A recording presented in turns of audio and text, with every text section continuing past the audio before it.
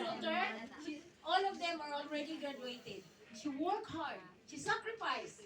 And look at her, she's still beautiful. Yes. Sis, we have Cecil Manua. Manua. Mania. She has 4 children, right? Yeah. She worked hard here and she lived all 4 children in the Philippines. And we have Regian. Kakagising lang. Oh. A mother of two. But still looks young. You cannot believe this. She still looks so beautiful at her age. She's a mother of 5. Sister Jireen! Ayan, 5 talaga.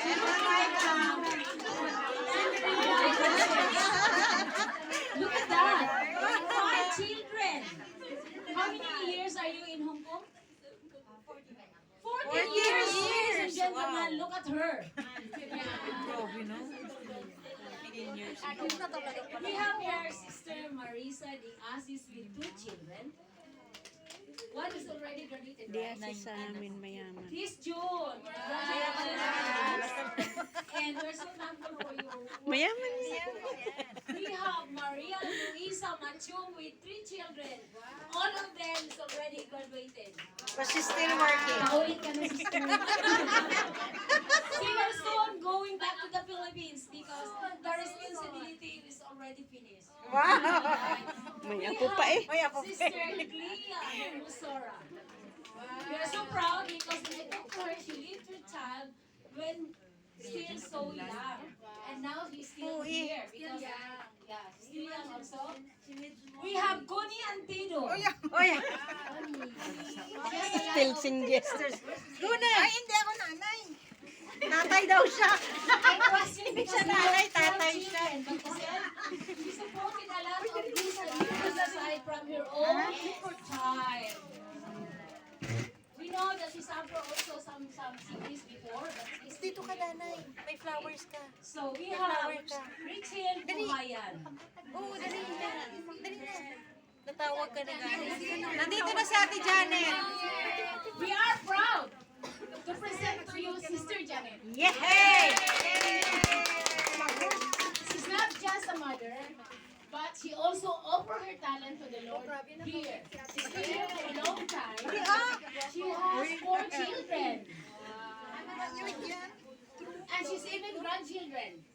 I think you 2 sons are already graduated, right? Yeah, so congratulations on your family for that. We have Rachel. Rachel is here. She's already a widow. And she's here working. Pag-uwi may asawa na. We have here Sister Sophia, the Nora Honor of BA.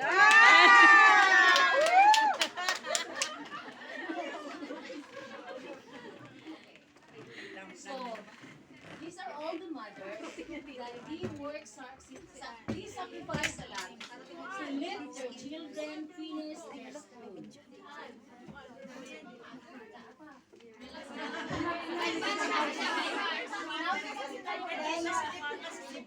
Thank you so much, ladies. And we're so proud of you that your work here has a result. Congratulations and glory to God.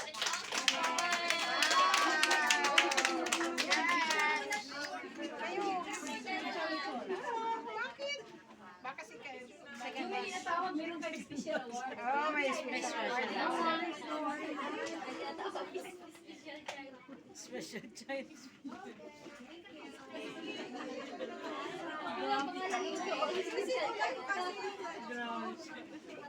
We have a lot of, we still have a group of mothers who are still supporting their children going to school.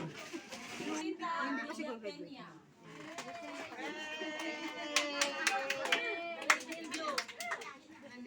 Lady in blue. We have still working hard. She's still here in Hong Kong for a long time. Hindi nauna pa na sa akin. Annalisa Alinabon. She has one son and one daughter still going to school. We have Raquel Barona. Raquel.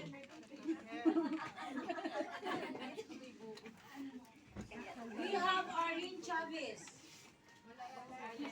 We have Rosie Rama. Absent. Rosie Rama, she's young, she's young and the children is still small. She has a twins. So we have Diane Oliverio.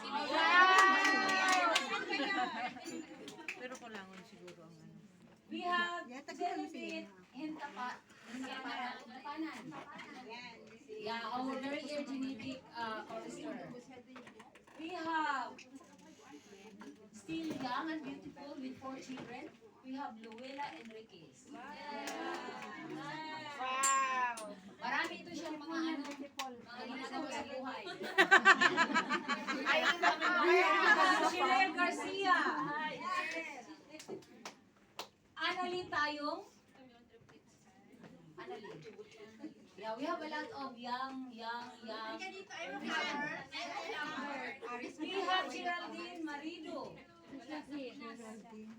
Dalin Padilla. She's still here to live. Inside. Nagluksa. Why? Namatay yung brother niya. Brother niya namatay. Oh, okay. This morning. It's a bad news about Dalin. As we know, she's just passed a licensed Kasi nga nag-inom. teacher. And then this morning, her brother died. She's here? Brother. No, Second. Okay, so it's Here. continue. Here she is. This morning lang. This morning. She will go home soon. So good because Hindi na she's already a teacher. Look, while she's working here as a helper, she continued to study so that she can. She's already graduated in the Philippines, but she studied 20 years to review, to pass the exam. So life must continue to go on. That is why we are a multitasking mother. We have Sharon Montañez. Not here. Aiden is not here. Juan Janbel, who has 4 children. Juan Deluz, she's also the one who has 4 children. Super We mother. have Jalil, the beautiful young woman who is working here to support your family in my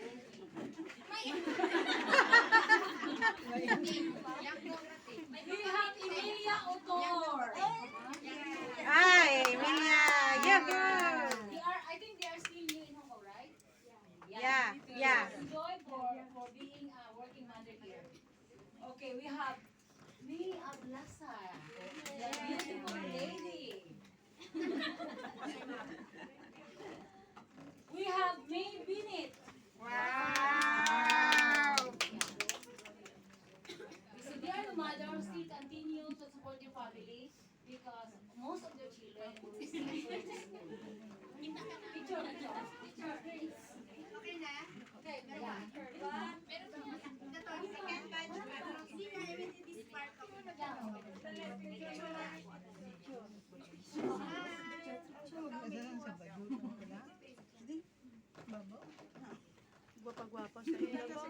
Alright, thank you ladies. Ladies, Mother ka.